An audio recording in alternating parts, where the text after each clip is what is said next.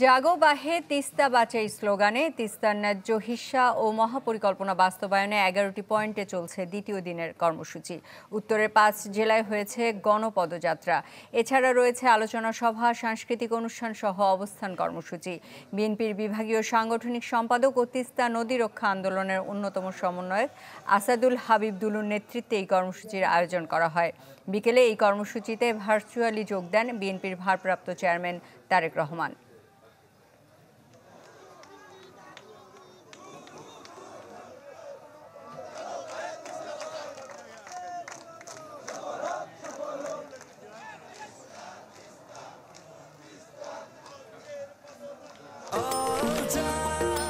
নিশ্চিন্তে খান স্বাস্থ্যকর অল টাইম পান। All time healthy life. এ বিষয়ে আরো জানাতে রংপুর ও কুড়িগ্রাম থেকে আমাদের সহকর্মীরা যোগ দিচ্ছেন। শুরুতেই চলে যেতে চাই রংপুরে, আছেন ফখরুল শাহিন। ফখরুল, এখন সেখানে কি কার্যক্রম চলছে?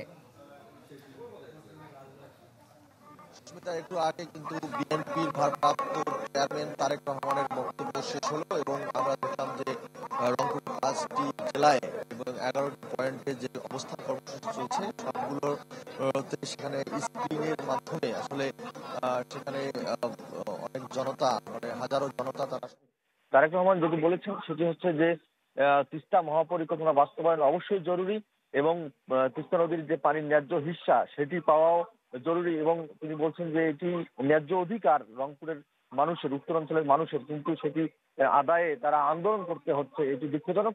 এবং আমরা দেখেছি সারাদিন ব্যাপী কিন্তু এই তিস্তা মহাপরিকল্পনা বাস্তবায়ন এবং ন্যায্য হিস্সার দাবিতে নানা কর্মসূচি পালিত হয়েছে। আমরা সকালে দেখেছি যে অনেক বড় পদযাত্রা হয়েছে, দীর্ঘ পদযাত্রা, এবং সেখানে কিন্তু হাজারো জনতা, তিস্তার দুই পারের মানুষের উপস্থিতি আমরা লক্ষ্য করেছি এবং সেখানে শিশু সমাজের প্রতিনিধি, শিক্ষক সমাজ এবং বিএনপির যে নেতাকর্মীরা তারাও কিন্তু উপস্থিত ছিলেন এবং অন্যান্য রাজনৈতিক দলের নেতাকর্মীরা উপস্থিত ছিলেন। অর্থাৎ সবাই মিলে কিন্তু পদযাত্রা করেছেন।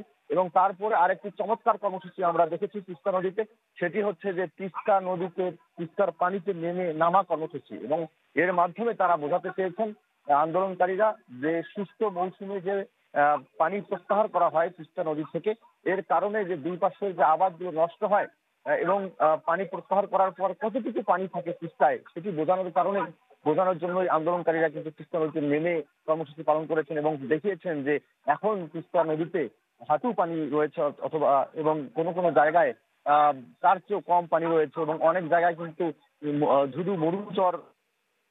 তো সে কর্মসূচি ফখরুল শাহিন, আপনাকে ধন্যবাদ। চলে যেতে চাই কুড়িগ্রামে, আছেন গোলাম মওলা সিরাজ। সিরাজ, এখন সেখানে কি কর্মসূচি চলছে? জি, তিস্তার পাড়ের যে 48 ঘন্টার যে গণ অবস্থান, সেই অবস্থানের আজকে দ্বিতীয় দিনের বলা যায় যে শেষের দিকে চলে এসেছে।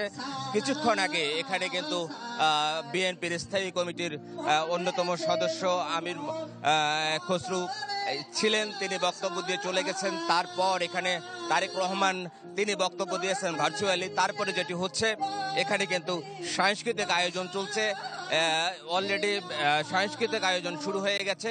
আমরা যদি আপনাকে একটু দেখাই যে এই উলিপুরের যে তিস্তার পাড় রয়েছে, তিস্তার পাড়ের এই যে থেতরা এলাকা, এখানে কিন্তু এই এলাকার মানুষ আসলে দুদিন থেকে এখানে জমায়েত হয়েছেন। তারা, আমরা যেটা খবর নিয়েছিলাম, গত রাতেও কিন্তু এখানে অনেকে অবস্থান করেছিলেন। এই যে তাদের একটাই যে চাওয়া, দীর্ঘ দিন থেকে যে তাদের যেটি চাওয়া যে আসলে তিস্তার পানির ন্যায্য হিস্সা, একই সাথে হচ্ছে তিস্তা মহাপরিকল্পনা বা যেভাবে তিস্তাকে শাসন করা যায়, এই তিস্তা শাসন করার যে একটা দাবি, এই দাবিতে যে 2 দিনের যে অনশন, সেই অনশনের কিন্তু শেষ পর্যায়ে প্রায়, যদিও এই অনুষ্ঠান চলবে কিন্তু আজকে রাত পর্যন্ত। এই তিস্তাবাসীরা, আশপাশের লোকজন যেটা বলছে যে দীর্ঘদিন থেকে তারা চেয়ে আসছেন, আন্দোলন করে আসছেন। আজকে যেহেতু বিএনপির প্রায় গত 2 দিনে বিএনপির প্রায় 1 ডজন নেতাকর্মী, কেন্দ্রীয় নেতাকর্মী কিন্তু এইসব কর্মসূচিতে অংশ নিয়েছিল এবং প্রত্যেক নেতাকর্মী যেটা বলছিল, আজকে এখানে আমির মোহাম্মদ খসরু যেটা বলেছিলেন যে যদি পরবর্তীতে বিএনপি জনগণের রায়ে সরকার নির্বাচিত করে তাহলে তিস্তাকে তারা সবচেয়ে গুরুত্ব দিয়ে তিস্তা শাসনের কাজটা করবে। একই সাথে বিএনপির সব নেতাকর্মী কিন্তু সেই কথাটি বলছেন, দ্রুত নির্বাচন হলে, দ্রুত রাজনৈতিক সরকার গঠন হলে তত দ্রুত এই তিস্তার কাজ করা সম্ভব হবে। তো এই অবস্থা ছিল থেত্রাই এলাকায় তিস্তার সর্বশেষ। গোলাম মাওলা সিরাজ, আপনাকে ধন্যবাদ। তিস্তা বাঁচাও কর্মসূচির বিষয়ে আমাদের সহকর্মীরা জানাচ্ছিলেন।